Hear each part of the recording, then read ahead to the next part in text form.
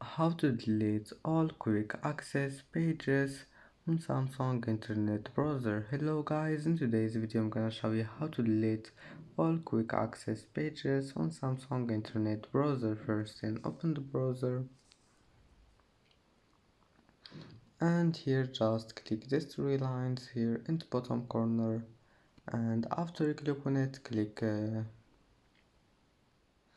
this one here, and notice three lines, click edit here, and after you click on it just select everything here and click delete all.